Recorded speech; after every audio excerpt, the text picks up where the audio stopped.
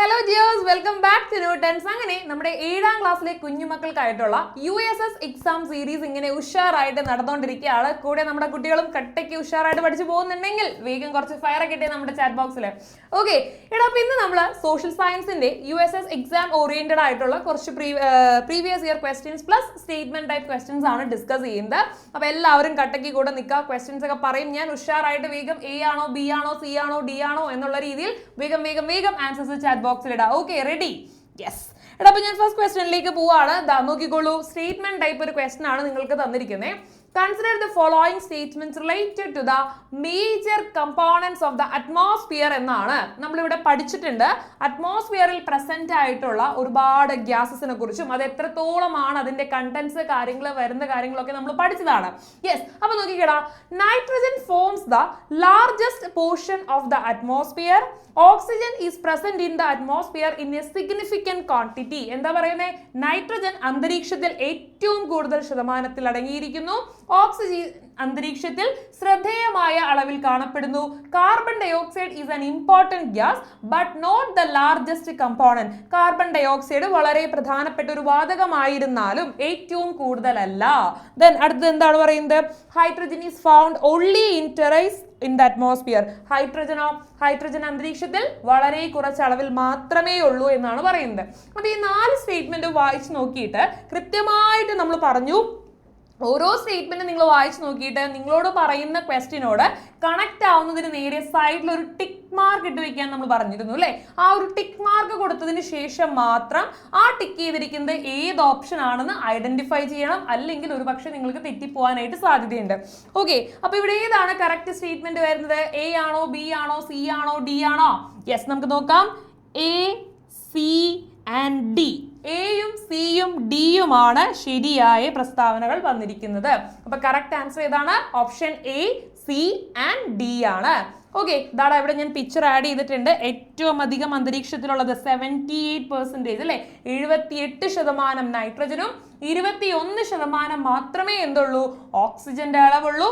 Then ബാക്കി 1% ഈ പറയുന്ന ഓരോ കാര്യങ്ങളും ഇൻക്ലൂഡഡ് ആണ്. ഓക്കെ ആണല്ലോ കുഞ്ഞുങ്ങളെ? പറഞ്ഞ കാര്യം സെറ്റ് അല്ലേ? യെസ്. അടുത്ത ദിവസം നോക്കിക്കടാ, large scale production of products. ഉൽപ്പന്നങ്ങളുടെ വൻതോതിലുള്ള ഉൽപാദനം. ഇവിടെ നിങ്ങൾക്ക് കുറച്ച് ഹിന്റ് തന്നിട്ടുണ്ട്. Requires high capital investment. ഉയർന്ന മൂലധന നിക്ഷേപം ആവശ്യമായി വരുന്നു. Use modern technology. ആധുനിക സാങ്കേതിക വിദ്യ ഉപയോഗിക്കുന്നു. Provide agriculture raw materials required for industries. വ്യവസായശാലകൾക്ക് ആവശ്യമായ കാർഷിക അസംസ്കൃത വസ്തുക്കൾക്ക് പ്രദാനം ചെയ്യുന്നു എന്നുള്ളതാണ് 3 സ്റ്റേറ്റ്മെന്റ് നിങ്ങൾക്ക് തന്നിരിക്കുന്നത്. ഇതില് A, സബ്സ്റ്റൻസ് ഫാമിംഗ് അഥവാ ഉപജീവന കൃഷി. B, മിക്സഡ് ഫാമിംഗ് അഥവാ സമ്മിശ്ര കൃഷി. C, cultivation of plantation crops അഥവാ തോട്ടവിള കൃഷി. D, cultivation of commercial crops അഥവാ വാണിജ്യ കൃഷി എന്നുള്ളതാണ്. ഇതിൽ A ആണോ B ആണോ C ആണോ D ആണോ കറക്റ്റ് ആൻസർ വരുന്നത്? ഏതാണ് കറക്റ്റ് ആൻസർ വരുന്നത്? യെസ്, വേഗം നമ്മുടെ ചാറ്റ് ബോക്സിൽ ആൻസർ ഇടാം. Option D, cultivation of commercial crops അഥവാ വാണിജ്യ കൃഷി എന്നുള്ളതാണ് ഈ പറയുന്ന ഹിന്റിനനുസരിച്ചുള്ള കറക്റ്റ് ആൻസർ വരുന്നത്. ഓക്കെ ആണോ? യെസ്. അപ്പോൾ ഇവിടെ നോക്കിക്കേ, ടേബിൾ തന്നിട്ടുണ്ട്. ഇവിടെ നിങ്ങളോട് subsistence farming, mixed farming, cultivation of plantation ക്രോപ്സും അതേപോലെ തന്നെ കൊമേഴ്ഷ്യൽ ക്രോപ്സ് തുടങ്ങിയ കാര്യങ്ങളെല്ലാം പറയുന്നുണ്ട്. ദെൻ എന്താണ് സബ്സ്റ്റൻസ് ഫാമിംഗിൽ പറയുന്നത്? പ്രൊഡക്ഷൻ ഫോർ ഓൺ കൺസംഷൻ അല്ലെ, സ്വന്തം ആവശ്യത്തിനായി മാത്രം പ്രൊഡക്ഷൻ ഉൽപാദനം ചെയ്യുന്നു. ദെൻ ചെറിയ ഇടവേളകളിൽ കൃഷി ചെയ്യാൻ സാധിക്കും. Cultivation is possible even in A small plot of land അല്ലെ, ചെറിയ ഇടങ്ങളിലും കൃഷി ചെയ്യാനായിട്ട് സാധിക്കും. മിക്സഡ് ഫാമിംഗ് വളരെ കോസ്റ്റ് കുറവാണ്, ചിലവ് വളരെ കുറവാണ്. അതേപോലെ തന്നെ ഒരേ വളം തന്നെ ഒന്നിലധികം കൃഷിക്കായിട്ട് നമുക്ക് ഉപയോഗിക്കാം. ദെൻ അടുത്തത് തോട്ടവിള കൃഷി, അതേപോലെ തന്നെ പ്ലാന്റേഷൻ ആണ് പറയുന്നത് അല്ലേ. Cost of production is relatively high. എങ്ങനെയാണ് ചിലവ് അഥവാ ഉൽപാദനത്തിന് വേണ്ടി വരുന്ന ചിലവ് വളരെ കുറവാണോ കൂടുതലാണോ? എങ്ങനെയാ പറയുന്നത്? കമ്പാരിറ്റീവ്ലി ലോ, കുറവാണ് എന്നാണ് പറയുന്നത്. വൻതോതിലുള്ള ഉൽപാദനം, ലാർജ് സ്കെയിൽ ഓഫ് പ്രൊഡക്ഷൻ ആണ് പറയുന്നത്. Then what about the commercial crops? Yes, ഇതാണ് നമുക്ക് ഇപ്പൊ തന്നിരുന്ന പോയിന്റ് അല്ലേ. നോക്കുക, ഹൈ ക്യാപിറ്റൽ ഇൻവെസ്റ്റ്മെന്റ്. എന്താ പറയുന്നത്? ഉയർന്ന മൂലധന നിക്ഷേപം. അതേപോലെ തന്നെ പ്രൊവൈഡ്സ് റോ മെറ്റീരിയൽസ്, അസംസ്കൃത വസ്തുക്കൾ പ്രദാനം ചെയ്യുന്നു എന്നുള്ളതാണ്. അപ്പോൾ ഇത്രയാണ് ഇവിടെ നമുക്ക് വരുന്ന ഹിന്റ്. ഇതിനെ അനുസരിച്ചാണ് നിങ്ങൾക്കൊരു ക്വസ്റ്റ്യൻ തന്നിട്ട് ഏതാണെന്നത് ഐഡന്റിഫൈ ചെയ്യാനായിട്ട് ചോദിച്ചിരിക്കുന്നത്. അപ്പോൾ ഇങ്ങനെയുള്ള കാര്യങ്ങൾ ഈ ഒരു രീതിയിലുള്ള ക്വസ്റ്റ്യൻസ് നമുക്ക് എക്സാമിന് എക്സ്പെക്ട് ചെയ്യാം. യെസ്, അടുത്ത ദിവസം നോക്കിക്കടാ. Hematite is an important ore used mainly for extracting iron. ഇത്രയാണ് നിങ്ങൾക്ക് തന്നിരിക്കുന്ന ഒരു ഹിന്റ്. ഇതിൽ നിന്ന് എ ആണോ ബി ആണോ സി ആണോ ഡി ആണോ എന്ന് ഐഡന്റിഫൈ ചെയ്യാനാണ് പറഞ്ഞിരിക്കുന്നത്. ഹെമറ്റൈറ്റ് ഇരുമ്പ് സ്റ്റീൽ വ്യവസായത്തിൽ ഉപയോഗിക്കുന്നു. Used in iron and steel industry is mainly used for glass making industries. എന്താണ്? ഗ്ലാസ് നിർമ്മാണത്തിനായി ഉപയോഗിക്കുന്നു. ഓർണമെന്റ്സ് മേക്കിംഗ്, ഓർണമെന്റ്സ് ആഭരണ നിർമ്മാണത്തിനായി ഉപയോഗിക്കുന്നു. പ്ലാസ്റ്റിക് മാനുഫാക്ചറിങ് അല്ലേ, പ്ലാസ്റ്റിക് നിർമ്മാണത്തിനായി ഉപയോഗിക്കുന്നു എന്നുള്ളതാണ്. ഏതാണ് കറക്റ്റ് ആയിട്ട് നമുക്കൊരു ഹിന്റ് തന്നെ അവിടെ തന്നിട്ടുണ്ട്. Then it is properly used for iron and steel industries അല്ലേ, ഇരുമ്പ് സ്റ്റീൽ വ്യവസായത്തിനായി ഉപയോഗിക്കുന്നു എന്നുള്ളതാണ്. ഓക്കെ, ദെൻ അടുത്തതൊരു സ്റ്റേറ്റ്മെന്റ് ടൈപ്പ് ക്വസ്റ്റ്യൻ ആണ്. നിങ്ങൾക്ക് 1, 2 എന്ന 2 സ്റ്റേറ്റ്മെന്റ് തന്നിട്ടുണ്ട്. You have to consider the following 2 statements. മുകളിൽ തന്നിരിക്കുന്ന 2 സ്റ്റേറ്റ്മെന്റും കൺസിഡർ ചെയ്തിട്ട് ചൂസ് ദ കറക്റ്റ് ഓപ്ഷൻ എന്നുള്ളതാണല്ലോ. Green revolution in India was the first most successful in increasing the wheat production. ഹരിത വിപ്ലവം ഗോതമ്പ് ഉൽപാദനം വർദ്ധിപ്പിക്കുന്നതിൽ ഏറ്റവും വിജയകരമായിരുന്നു. ദെൻ രണ്ടാമത്തെ സ്റ്റേറ്റ്മെന്റ് പറയുന്നത് ഡ്യൂ ടു ദിസ്, ഇതുമൂലം green revolution is also called wheat revolution. എന്താ പറയുന്നത്? ഹരിത വിപ്ലവം ഗോതമ്പ് വിപ്ലവം എന്നും അറിയപ്പെടുന്നു എന്നുള്ളതാണ് കേട്ടോ. അപ്പോൾ 1ഉം 2ഉം സ്റ്റേറ്റ്മെന്റ് ശരിയാണ്.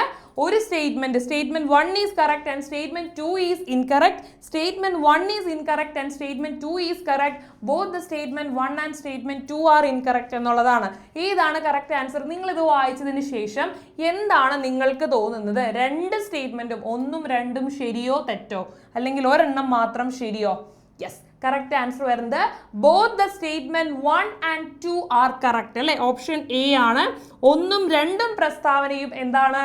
ശരിയാണ് എന്നുള്ളതാണ് അല്ലെ. 1ഉം 2ഉം പ്രസ്താവന ശരിയാണ്. യെസ്, അപ്പോൾ ഇവിടെ ഗ്രീൻ റവല്യൂഷനെ കുറിച്ച് നമുക്ക് പഠിക്കാനുള്ളത് ഇമ്പോർട്ടൻ്റ് ആണ്. കൃത്യമായിട്ട് പഠിച്ചേക്കാം. അതിനെ കണക്ട് ചെയ്ത് നമ്മൾ വീറ്റ് പ്രൊഡക്ഷൻ കാര്യങ്ങളെല്ലാം പറഞ്ഞു. ഇവിടെ നമ്മൾ വരുന്നുണ്ട്, വീറ്റ് റവല്യൂഷനെ കുറിച്ച് പറയുന്നുണ്ട്, അതിൻ്റെ ഫാദേഴ്സ്, അങ്ങനെ കുറച്ച് കണക്റ്റിംഗ് ആയിട്ട് വരുന്ന കുറച്ച് കാര്യങ്ങൾ നമ്മൾ ഇൻക്ലൂഡ് ചെയ്തിട്ടുണ്ട് ടെക്സ്റ്റിൽ. സോ അതൊക്കെ നന്നായിട്ട് വായിച്ചു നോക്കാം കേട്ടോ. ഇനി അടുത്തൊരു കാര്യം നോക്കിയടാ. ഈ project launch on 17th May 1998. 1998 May 17 ആരംഭിച്ച ഒരു പദ്ധതി. With the aim of poverty elevation. എന്തായിരുന്നു അതിന്റെ ലക്ഷ്യം? ദാരിദ്ര്യ നിർമ്മാർജ്ജനം. നോക്കാം, ദാരിദ്ര്യ ലഘൂകരണവും സ്ത്രീകളുടെ സാമ്പത്തിക ഉയർച്ചയും, എക്കണോമിക് അപ്ലിഫ്റ്റ്മെന്റ് ഓഫ് വുമൺ, അതായിരുന്നു അതിന്റെ ലക്ഷ്യം. ഏതാണ് ആ പദ്ധതി? Kudumbashree, Vayomithram, Akshaya, life mission. ഏതാണ് ആ പദ്ധതി എന്നാണ് നിങ്ങളോട് ചോദിച്ചിരിക്കുന്നത്. ഓപ്ഷൻ എ ആണോ, ബി ആണോ, സി ആണോ, ഡി ആണോ? യെസ്, ഓപ്ഷൻ എ കുടുംബശ്രീയാണ് ആ പദ്ധതി അല്ലേ. എന്താണ്? കുടുംബശ്രീയാണ് ആ പദ്ധതി. നോട്ട് ചെയ്തേക്കാം.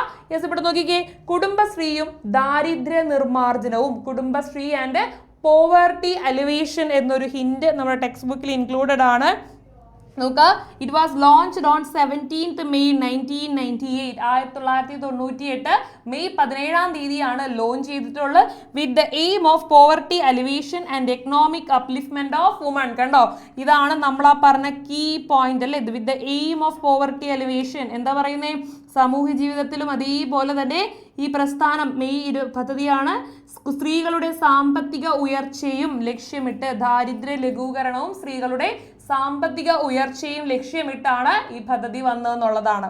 ഓക്കെ, അപ്പൊ ഇത് കുടുംബശ്രീയെ കുറിച്ച് വളരെ ഇമ്പോർട്ടന്റ് ആയിട്ടുള്ള ഒരു പോയിന്റ് ആണ്. ഓക്കെ ആണോ? യെസ്. ഓക്കെ മക്കളെ, അപ്പോൾ നോക്കാം, നമ്മുടെ 5th, 6th, 7th, 8th, 9th, 10th, +1, +2 science and commerce വരെയുള്ള കുട്ടികൾക്ക് നമ്മൾ ഓൺലൈനായിട്ടും ഓഫ്ലൈനായിട്ടും ട്യൂഷൻസ് പ്രൊവൈഡ് ചെയ്യുന്നുണ്ട്. പ്ലസ് നമ്മുടെ USS 7th USS എക്സാംസ് എഴുതുന്ന കുട്ടികൾക്കും കൂടി നമ്മളിപ്പോൾ USSന്റെ കോച്ചിങ്സ് പ്രൊവൈഡ് ചെയ്യുന്നുണ്ട്.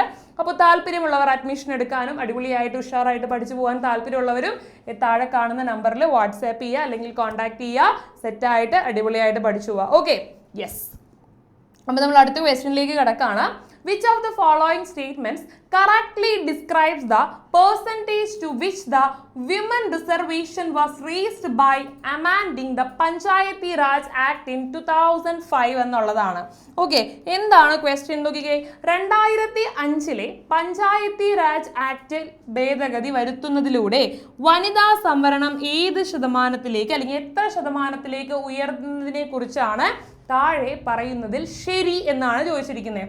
It was raised to 33%. 33%ആണോ, അല്ലെങ്കിൽ 40%, 50%, 60%? എത്രയായിരുന്നു പഞ്ചായത്തി രാജ് ആക്ട് 2005 പ്രകാരം വിമൻസ് റിസർവേഷൻ എത്രയായിട്ട് കൂട്ടണമെന്നാണ് നമ്മൾ പറഞ്ഞിട്ടുള്ളത്? എത്രയാണ്? Option C, it was raised to 50% by amending the Panchayati Raj act in 2005 അല്ലേ? 50% വനിതാ സംവരണം 50% ഉയർത്തണം എന്നുള്ളതാണ് നമ്മുടെ കറക്റ്റ് ആയിട്ടുള്ള ഉത്തരം വരുന്നത്. യെസ്, നമുക്ക് നോക്കാം. നോക്കിക്കേ, 73, 74 ഭരണഘടനാ ഭേദഗതിയിലൂടെ 1996 കേരളത്തിൽ നടപ്പിലാക്കിയ അധികാര വികേന്ദ്രീകരണ പ്രക്രിയ ജനകീയ ആസൂത്രണം എന്ന പേരിൽ അറിയപ്പെടുന്നു. ഇവിടെയാണ് നമ്മുടെ പോയിന്റ്. ആക്ട് ഭേദഗതിയിലൂടെ തദ്ദേശ സ്വയംഭരണ സ്ഥാപനങ്ങളിൽ സ്ത്രീ പ്രാതിനിധ്യം 50% ഉയർത്തി. കണ്ടോ, 50% ആയി ഉയർത്തി എന്നുള്ളതാണ്. The women in local government bodies is elevated to the 50%. 50% ഉയർത്തി എന്നുള്ളതാണ് അവിടെ നമുക്ക് വരുന്ന പോയിന്റ്. യെസ്, then അടുത്ത ക്വസ്റ്റ്യൻ നോക്കാം. Which of the following statements are related to the branch of science that prepares the map?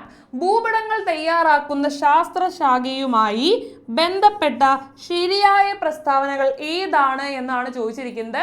Cartography involves the preparation of map. മാപ്പിന്റെ ഭൂപട നിർമ്മാണങ്ങൾ അല്ലെങ്കിൽ ഭൂപടങ്ങൾ തയ്യാറാക്കുന്നതുമായി ബന്ധപ്പെട്ട ഒന്നാണ് കാർട്ടോഗ്രഫി.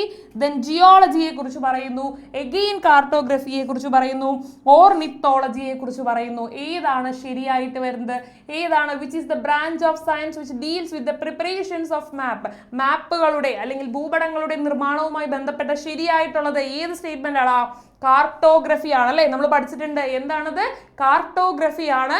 കാർട്ടോഗ്രഫിയെ റിലേറ്റ് ചെയ്ത് വരുന്ന 2 സ്റ്റേറ്റ്മെന്റ് നോക്കിക്കഴിഞ്ഞാൽ correct answer option A and C ആണ് കേട്ടോ. ഓപ്ഷൻ എയും സിയുമാണ് ശരിയായ ഉത്തരം. ഓക്കെ അല്ലേ?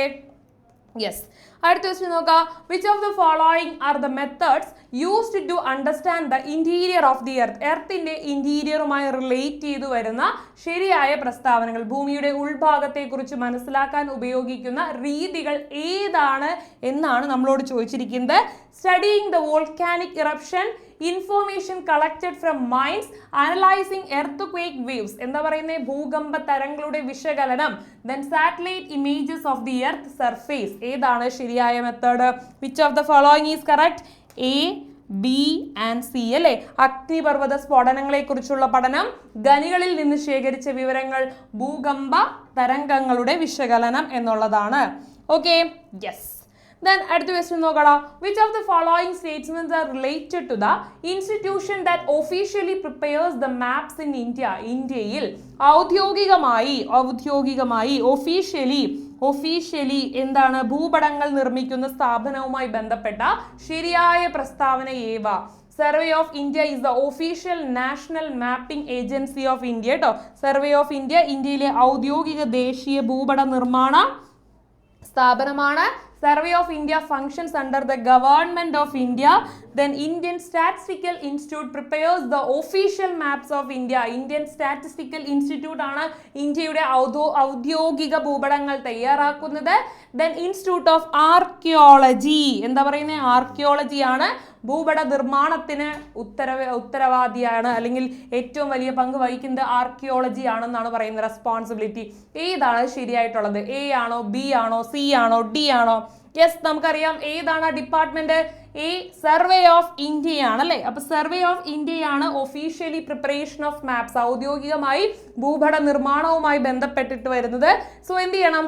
എയും ബിയും സർവേ ഓഫ് ഇന്ത്യയെ തന്നെ കണക്ട് ചെയ്യുന്നുണ്ട്. Right answer A and B are correct എന്നുള്ളതാണ് കേട്ടോ. നോക്കാം. Consider the following statements related to the methods used for marking the scales of on map.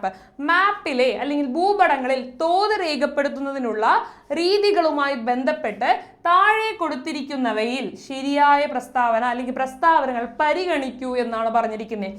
ഒന്ന് എന്താടാ? The statement method is a commonly used method to express the scales on map. അല്ലേ? പ്രസ്താവന രീതി ഭൂപടങ്ങളിൽ തോത് കാണിക്കുന്ന ഒരു രീതിയാണ്. Linear method represents the scale using the straight line divided into equal parts ആണ് അല്ലേ?